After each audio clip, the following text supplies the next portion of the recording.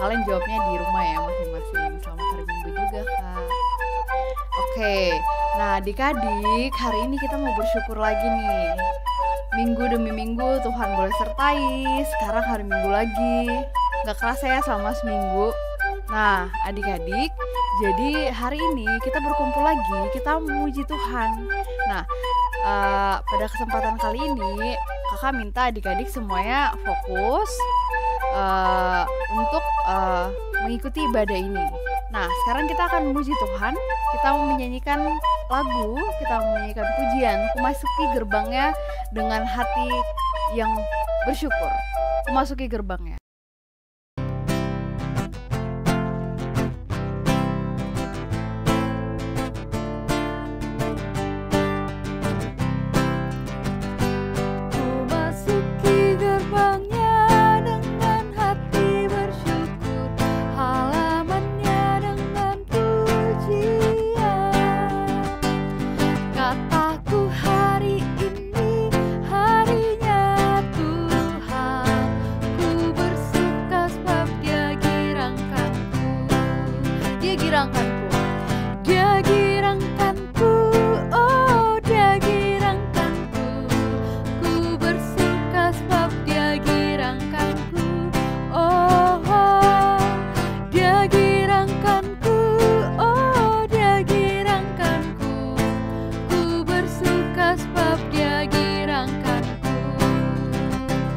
Jadi kita nyanyikan lagi lagu ini dari awal dengan penuh semangat lagi. Ku masuki gerbangnya. Ku masuki gerbangnya dengan hati bersyukur, halamannya dengan pujian. Kataku hari ini harinya Tuhan, ku bersuka sebab Dia girangkanku. Dia girangkanku, oh Dia girangkanku. Ku bersuka sebab Dia girangkanku. Oh, oh. Dia girangkanku, oh Dia girangkanku. Ku bersuka sebab Dia girangkanku.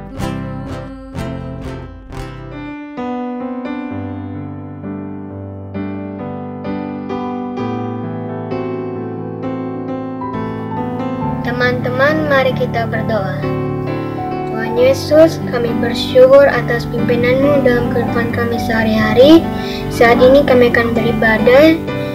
Berkati kami agar bisa beribadah dengan sungguh-sungguh. Dalam nama Tuhan Yesus kami berdoa. Amin.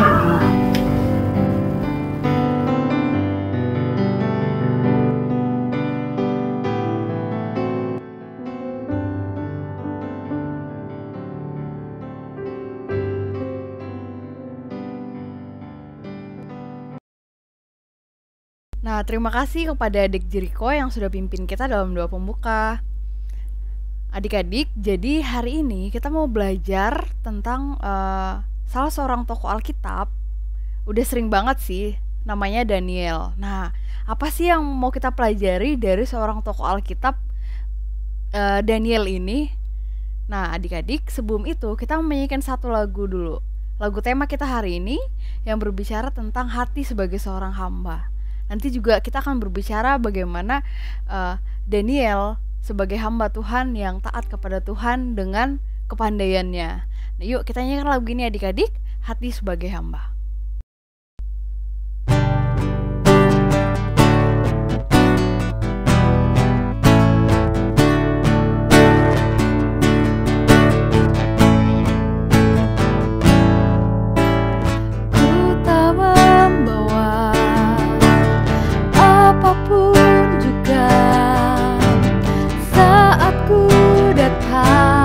Ke dunia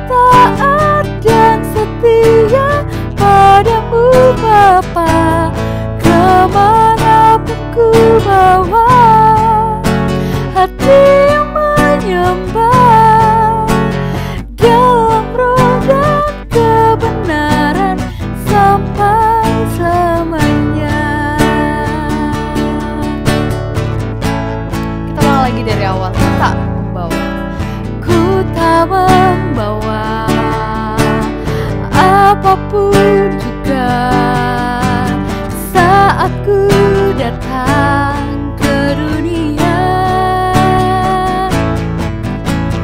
ku tinggal semua pada akhirnya. Saat ku kembali ke surga, inilah yang ku punya, hati sebagai hamba yang mau taat dan setia padamu Bapa. Kemanapun ku bawa, hati yang menyembah dalam roh dan kebenaran sampai selamanya. Dengan apa ku membalas kasih-Mu, segala yang ku punya itu milik-Mu, itu milik-Mu. Inilah yang ku punya, hati sebagai hamba yang mau taat dan setia padamu Bapa. Kemanapun ku bawa, hati yang menyembah dalam roh dan kebenaran sampai selamanya.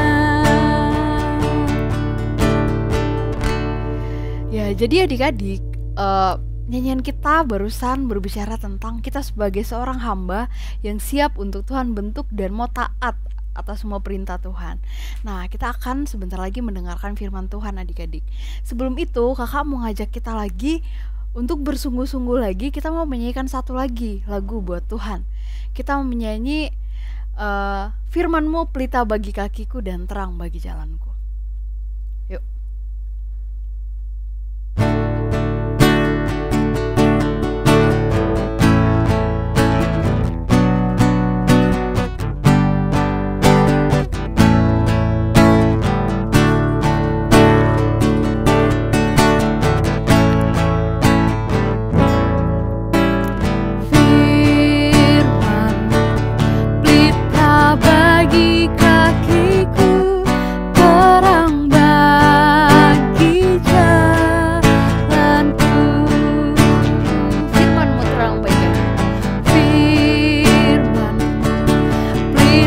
Bagi kakiku, terang bagi jalanku.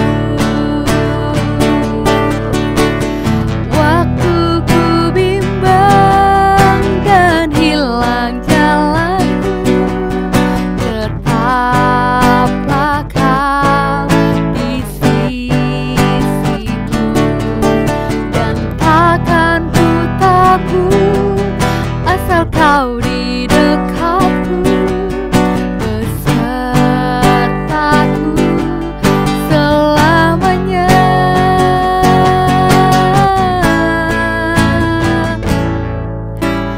Firman-Mu pelita bagi kakiku, terang bagi jalanku.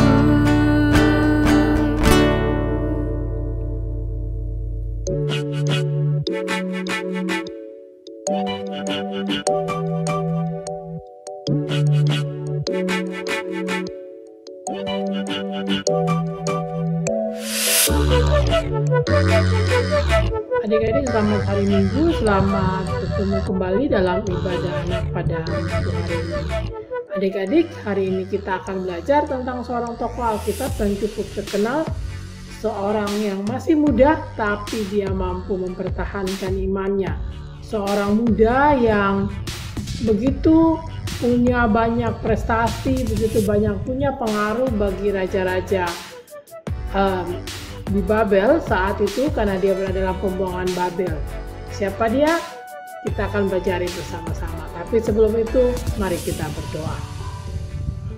Bapa, terima kasih Engkau menyertai kami sepanjang 1 minggu yang boleh berlalu. Tolong kami Bapa untuk kami boleh mempunyai kerinduan untuk membaca dan mendengarkan firman-Mu. Berikan kami hati yang rindu untuk boleh dibaharui dan diubahkan. Berikan kami telinga yang hanya tertuju untuk mendengarkan suara-Mu. Dan ajarkan kami untuk memfokuskan hidup kami hanya kepadamu. Ya Bapa, mampukan kami untuk mengerti dan memahami firman-Mu. Bersabdalah ya Bapa, karena kami siap untuk mendengarkannya. Amin. Adik-adik, bacaan kita hari ini akan terambil dari Daniel 1 ayat 1 sampai 21. Daniel 1 ayat 1 sampai 21. Jadi adik-adik sudah tahu siapa tokoh kita hari ini? Ya, tokoh kita hari ini adalah Daniel. Mari sama-sama kita membaca Alkitab.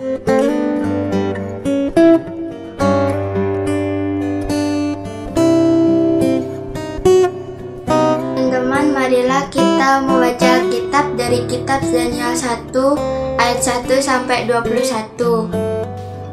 Kitab Daniel 1 ayat 1 sampai 21. Di Istana Babel. Pada tahun yang ketiga pemerintahan Yoyakim, Raja Yehuda, datanglah Nebukadnezar, Raja Babel ke Yerusalem, lalu mengepung kota itu. Tuhan menyerahkan Yoyakim, Raja Yehuda, dan sebagian dari perkakas-perkakas di rumah Allah ke dalam tangannya. Semuanya itu dibawanya ke tanah Sinear, dalam rumah dewanya. Perkakas-perkakas itu dibawanya ke dalam perbendahan dewanya. Lalu raja bertitah kepada Aspenas, kepala istananya, untuk membawa beberapa orang Israel yang berasal dari keturunan raja dan dari kaum bangsawan, yakni orang-orang muda yang tidak ada sesuatu celah, yang berperawakan baik, yang memahami berbagai-bagai hikmat, berpengetahuan banyak, dan yang mempunyai pengertian tentang ilmu, yakni orang-orang yang cakap untuk bekerja dalam istana raja, supaya mereka diajarkan tulisan dan bahasa orang Kasdim. Dan raja menetapkan bagi mereka pelabur setiap hari dan santapan raja, dan dari anggur yang bisa diminumnya. Mereka harus dididik selama 3 tahun, dan sesudah itu mereka harus bekerja pada raja. Di antara mereka itu ada juga beberapa orang Yehuda, yakni Daniel, Hananya, Misael, dan Azarnya. Pemimpin pegawai istana itu memberi nama lain kepada mereka. Daniel dinamainya Belsyazar, Hananya dinamainya Sadrak, Misael dinamainya Mesak, dan Hazarnya dinamainya Abednego. Daniel berketetapan untuk tidak menajiskan dirinya dengan santapan raja dan dengan anggur yang bisa diminum raja. Dimintainya kepada pemimpin pegawai istana itu supaya tidak usah menajiskan dirinya. Maka Allah mengaruniakan kepada Daniel kasih dan sayang dari pemimpin pegawai istana itu. Tetapi berkatalah pemimpin pegawai istana itu kepada Daniel, "Aku takut kalau Tuanku Raja yang telah menetapkan makanan dan minumanmu berpendapat bahwa kamu kelihatan kurang sehat daripada orang-orang muda lain yang sebaya dengan kamu, sehingga karena kamu aku dianggap bersalah oleh raja." Kemudian berkatalah Daniel kepada penjejang yang telah diangkat oleh pemimpin pegawai istana untuk mengawasi Daniel, Hananya, Misael, dan Azarnya, "Adakanlah percobaan dengan hamba-hambamu ini selama 10 hari, dan biarlah kami diberikan sayur untuk dimakan dan air untuk diminum. Sesudah itu dibandingkanlah perawakan kami dengan perawakan orang-orang muda yang makan dari santapan raja. Kemudian perlakukanlah hamba-hambamu ini sesuai dengan pendapatmu. Didengarkannya lah permintaan mereka itu, lalu diadakanlah percobaan dengan mereka selama 10 hari. Setelah 10 hari, ternyata perawakan mereka lebih baik daripada mereka kelihatan lebih gemuk daripada semua orang muda yang telah makan dari santapan raja.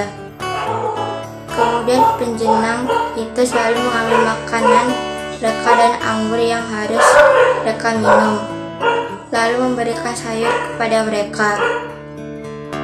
Kepada keempat orang muda itu, Allah memberikan pengetahuan dan kepandaian tentang berbagai tulisan dan hikmat. Sedangkan Daniel juga mempunyai pengertian tentang berbagai-bagai penglihatan dan mimpi.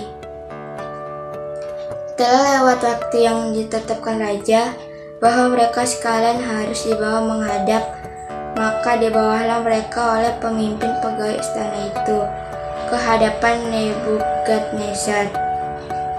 Raja bercakap-cakap dengan mereka, dan di antara mereka sekalian itu tidak didapati yang setara dengan Daniel, Hananya, Misael, dan Azarnya.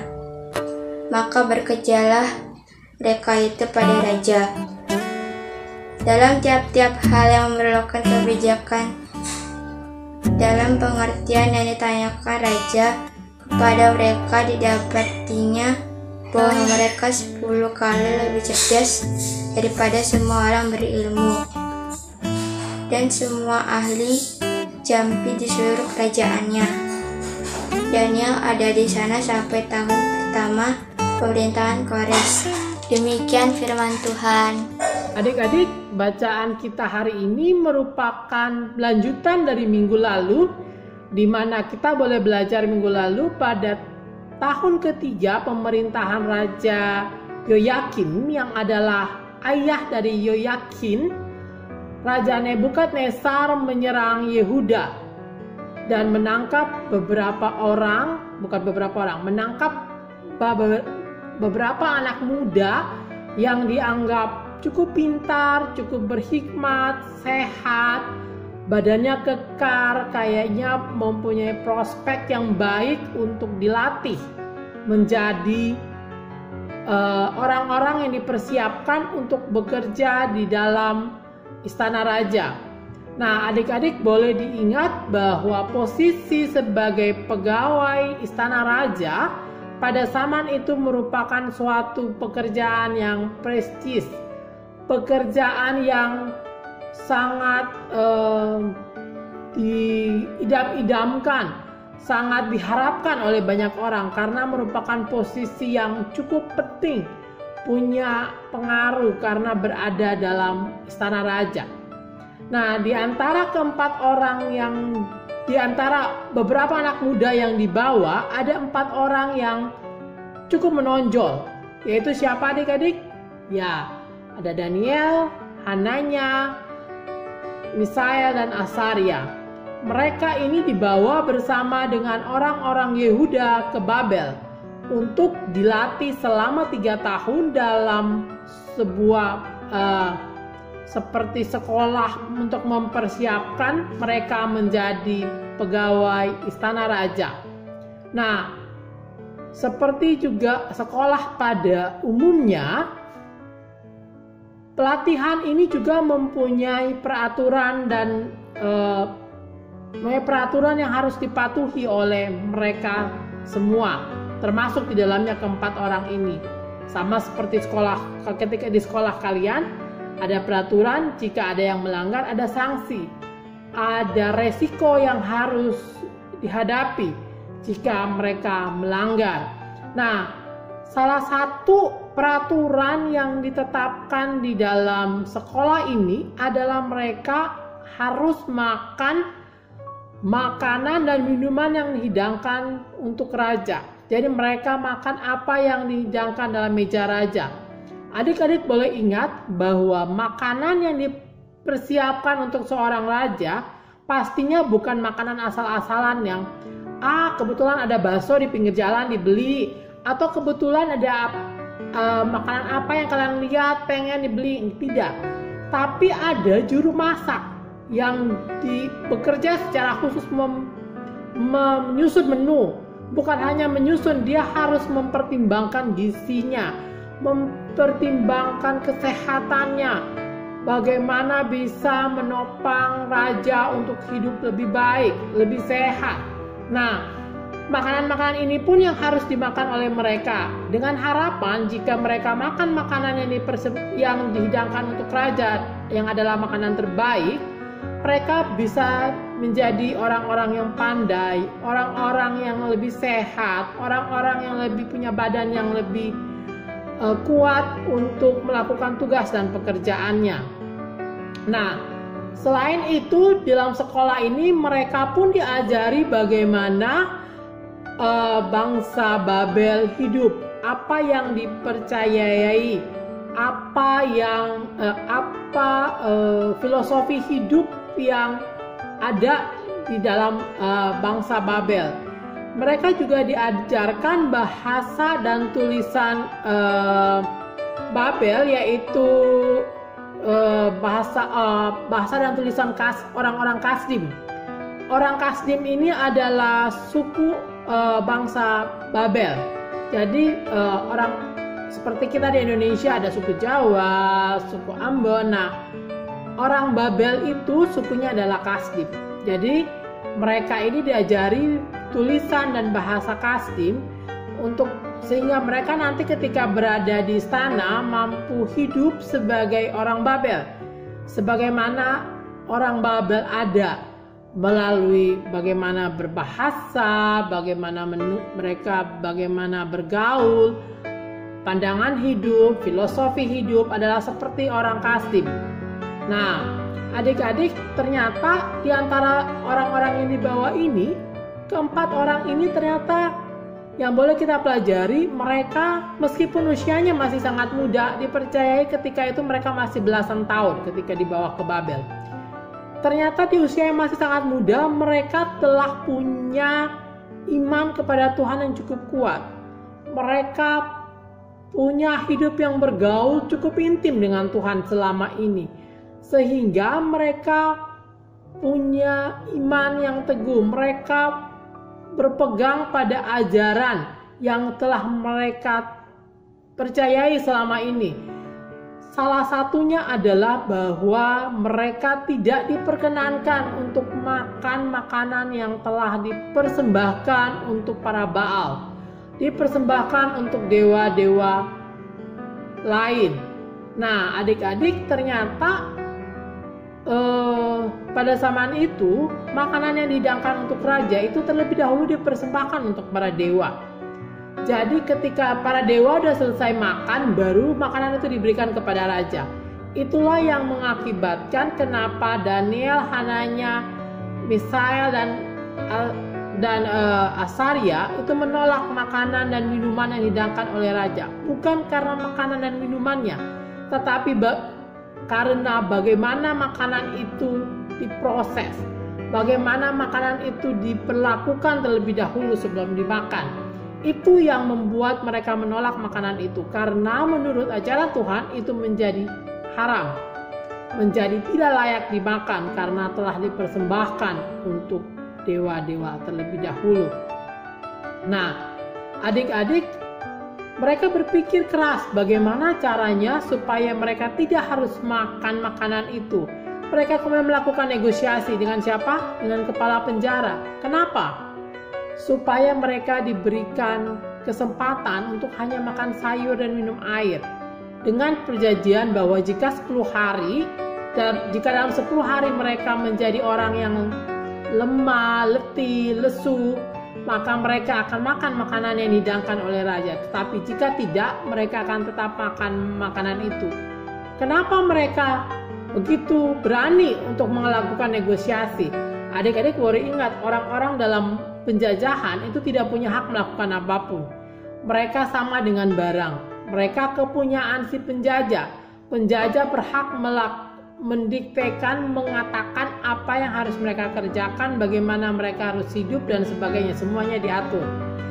Sama seperti apa yang terjadi dengan bangsa Indonesia ketika dijajah oleh Belanda dan oleh Jepang. Itulah kenapa bangsa kita berjuang mati-matian untuk bisa merdeka. Nah, karena mereka tidak punya kebebasan, tidak punya hak atas hidup mereka. Tapi bagaimana bisa 4 orang anak muda ini berani bernegosiasi? Nah, kita boleh percaya bahwa mereka diberikan hikmat oleh Tuhan. Kenapa? Karena mereka mampu mempertahankan apa yang mereka percayai. Mereka lebih takut kepada Tuhan daripada kepada raja. Sehingga Tuhan memberkati mereka dengan hikmat yang memampukan mereka untuk punya keberanian melakukan negosiasi.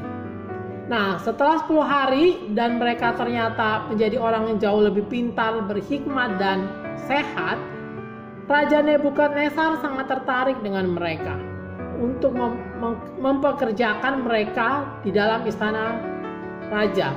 Nah, tapi Raja Nebukadnezar itu sangat ingin mereka menjadi orang Babel. Apa yang dilakukan? Raja Nebukadnezar mengganti nama mereka menjadi nama-nama Kasdib. Dari Daniel yang tadinya Allah adalah hakimku menjadi Belsasar. Artinya Dewa Bel melindunginya. Hananya yang tadinya berarti Tuhan menunjukkan rahmat diganti menjadi jadi Sadrak yang artinya juru tulis. Kemudian Misael yang berarti siapakah gerangan seperti Allah, kemudian dijadikan Mesak yang artinya tamu raja. Dan Asaria yang tadinya berarti Tuhan menolong diganti menjadi Abednego yang artinya hamba terang. Nah, nama-nama ini diganti dengan harapan ketika namanya diganti, identitas mereka pun terganti. Dari seorang Yehuda menjadi orang Babel.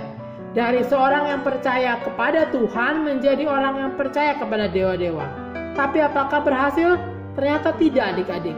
Meskipun berbagai usaha yang dilakukan oleh Raja Nebukadnezar untuk menjadikan mereka orang Babel, mereka secara fisik tunduk kepada apa yang dikatakan raja. Tetapi mereka tidak pernah berkompromi tentang kepercayaan mereka. Apa yang mereka percayai, bagaimana Tuhan memimpin mereka, bagaimana mereka menaruh kepercayaan yang penuh kepada Tuhan. Kita boleh belajar bagaimana seorang yang sangat muda boleh begitu berhikmatnya, boleh begitu dipimpinnya oleh Tuhan dengan berbagai hikmat, mulai dari kepandaian, mulai dari kesehatan, mulai dengan kemampuan.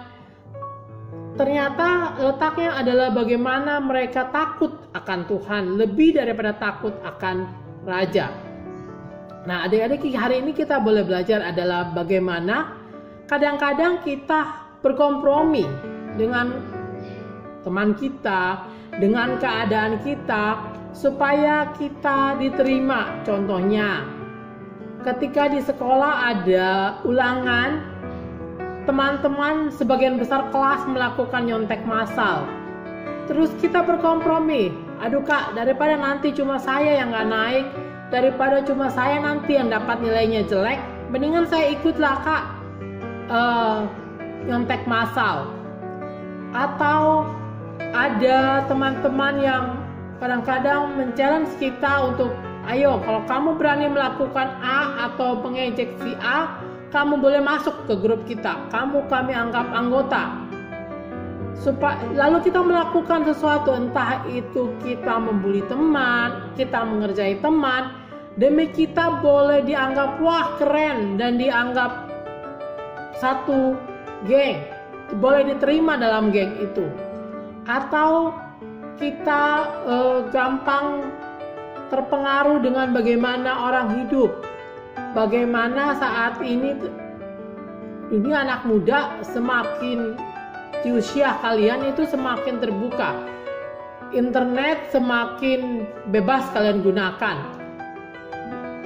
Apakah kalian mau ikut-ikutan teman kalian mempergunakan internet dengan tidak baik? Contohnya apa?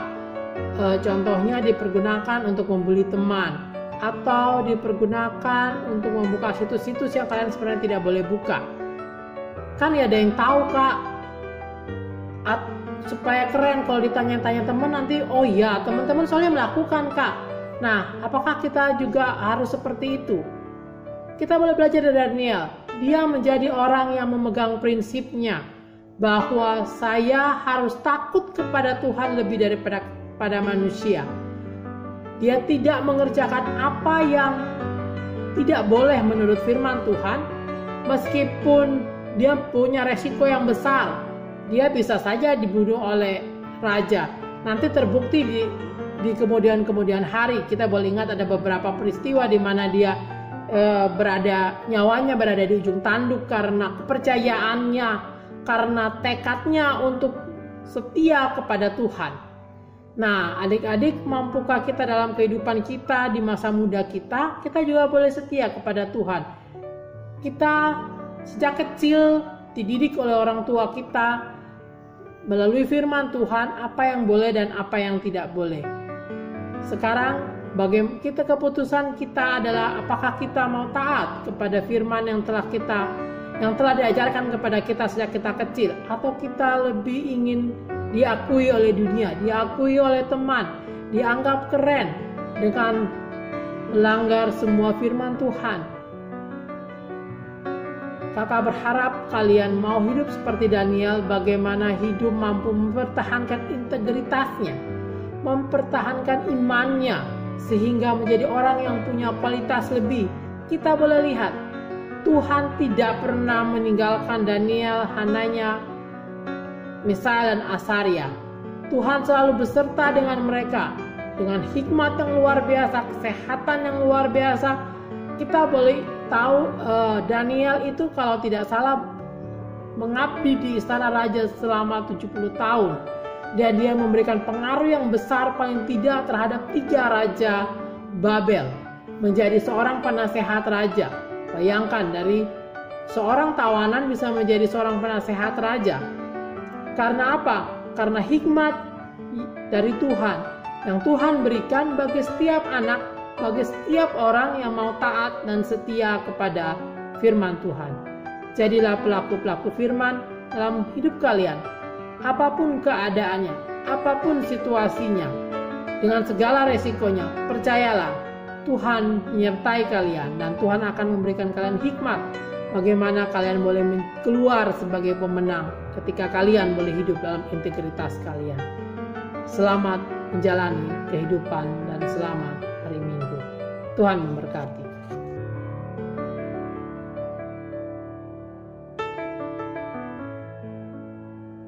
Adik-adik, mari kita berdoa. Bapak, terima kasih ketika hari ini kami boleh belajar dari Daniel, seorang tokoh di usianya yang masih muda. Dia mampu mempertahankan imannya. Dia boleh memiliki iman yang teguh dan selalu rindu untuk bergaul secara intim dengan Engkau, meminta Engkau memimpin, meminta Engkau menuntun, menyertai perjalanan kehidupannya dalam setiap tindakannya, dalam setiap perkataan dan perbuatannya. Mampukan kami untuk boleh hidup seperti Daniel. Bagaimana kami selalu mencari Engkau dan menjadikan Engkau yang utama lebih daripada apapun. Kami boleh tetap setia mengikuti firman-Mu, menjadikan firman-Mu pedoman dan pelita dalam kehidupan kami meskipun ada resiko yang harus kami tanggung. Tapi kami boleh percaya Engkau menyertai kami, Engkau membimbing dan menuntun kami. Bapa, sertai kami ketika kami masih terus harus bersekolah dari rumah, bersekolah lewat online. Berikan kami hikmat dan kebijaksanaan. Mampukan kami untuk sungguh-sungguh boleh belajar ketika kami harus belajar dengan motivasi kami sendiri. Kami bukan jadi malas, bukan lebih senang bermain-main, tapi kami lebih giat lagi belajar. Kami mempergunakan kesempatan ini dengan sebaik-baiknya, sehingga kami boleh memperoleh ilmu, kami boleh mempersiapkan masa depan kami dengan lebih baik. Kau tetap memberkati kami dalam studi kami. Kau memberkati kami dalam kesehatan kami. Kau membungkus kami ya Bapa di tengah-tengah kondisi yang tidak begitu baik saat ini ketika pandemi masih menjadi momok bagi kami. Engkau yang membungkus kami, Engkau yang menjaga dan melindungi kami. Engkau juga menjaga dan memberkati keluarga kami, secara khusus ayah dan ibu kami. Engkau memberkati mereka dalam tantangan kehidupan mereka ketika semakin hari keadaan semakin sulit. Engkau memberikan mereka hikmat dan kebijaksanaan, memberikan mereka damai dan sukacita dan iman yang meyakini bahwa Engkau menyertai. Engkau tidak pernah meninggalkan mereka. Kau berkati orang tua kami dengan kesehatan. Kau juga berkati keluarga kami. Kau juga hadir bagi bangsa ini ya Bapa. Secara khusus buat Presiden kami, berikan dia hikmat dan kebijaksanaan dalam setiap tindakan, dalam setiap keputusan yang diambilnya untuk bagaimana menolong bangsa ini keluar daripada kemelut wabah penyakit ini ya Bapa. Kami boleh keluar dari kemelut ekonomi yang semakin sulit. Kau memberikan dia kesehatan, Kau memberikan dia hikmat. Kau juga menolong para orang-orang yang mendukung dia, para pembantunya ya Bapa, para orang yang bekerja menolong dia, bela mereka melakukan tugasnya untuk hormat dan kemuliaan nama-Mu, bukan untuk kekayaan pribadi. Kau juga menyertai gereja-gereja-Mu, bela gereja-gereja-Mu punya peranan, punya empati yang jauh lebih besar bagi keadaan jemaatnya dan keadaan di sekitarnya.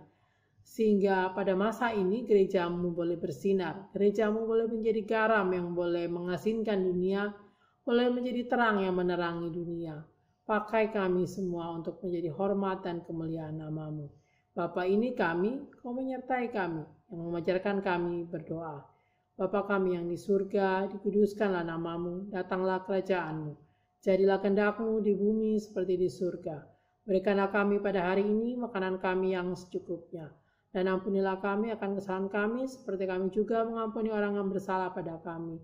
Dan janganlah bawa kami ke dalam pencobaan, tapi lepaskanlah kami daripada yang jahat. Karena Engkau yang punya kerajaan dan kuasa dan kemuliaan sampai selama-lamanya. Amin. Selamat hari Minggu. Oke adik-adik, jadi gimana nih cerita dari Kak Flo? Luar biasa bukan firman Tuhan hari ini? Jadi firman Tuhan hari ini bilang sama kita bahwa apapun yang kita punya, kepandaian itu bukan tanpa tujuan adik-adik, tapi apa yang Tuhan kasih itu pengetahuan, kepandaian, kita harus pakai untuk kemuliaan Tuhan. Kita harus pakai untuk memberitakan kebenaran firman Tuhan dan membawa kedamaian di dunia ini atau dimanapun kita berada. Nah adik-adik, kita akan menutup ibadah hari ini. Kita mau menyanyi, kita harus membawa berita.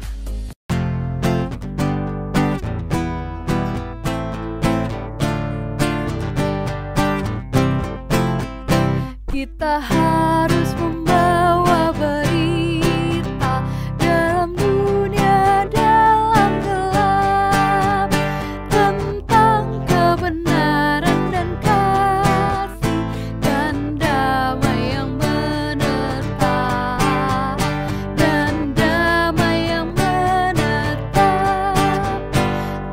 Gelap jadi remang pagi dan remang jadi siang terang.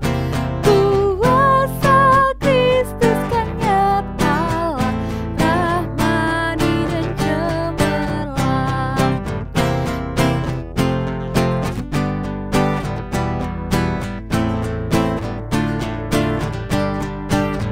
Kita harus menyanyikan kita harus menyanyikan kita, melembutkan hati keras, supaya senjata iblis remuk dan segera lepas, remuk dan segera lepas.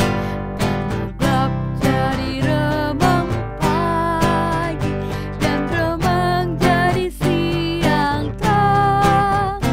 Kuasa Kristus kan nyata, rahmani dan cemerlang. Oke adik-adik, demikianlah ibadah kita hari ini. Saat teduh buat kita semua.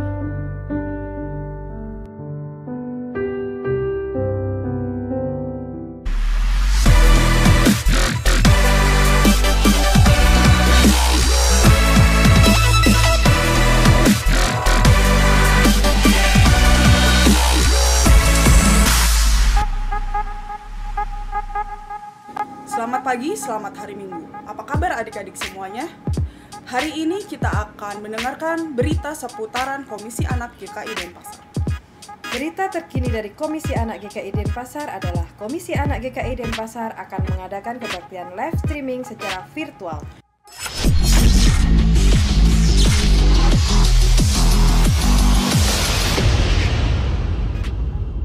Kebaktian ini akan diadakan pada tanggal 15 November 2020. Penampilan baru dalam kebaktian live streaming akan diselenggarakan pada hari tersebut. Dan penampilan ini juga akan dimulai pada jam 09.00 WITA. Nanti pada bagian firman Tuhan kita akan dibagi ke dalam kelas masing-masing sesuai kelas adik-adik semua. Kebaktian ini diselenggarakan untuk memperingati Hari Pahlawan Nasional yang jatuh pada tanggal 10 November. Tema kebaktian kita kali ini adalah Aku Pahlawan Kecil. Untuk itu, adik-adik perlu menyiapkan alat tulis, Alkitab, dan quote. Untuk dapat bergabung dalam kebaktian virtual ini, adik-adik harus mendaftarkan diri adik-adik ke nomor di bawah ini. Sekian dari kami, saya Kak Eci. Saya Kak Dian. Selamat hari Minggu, Tuhan Yesus memberkati.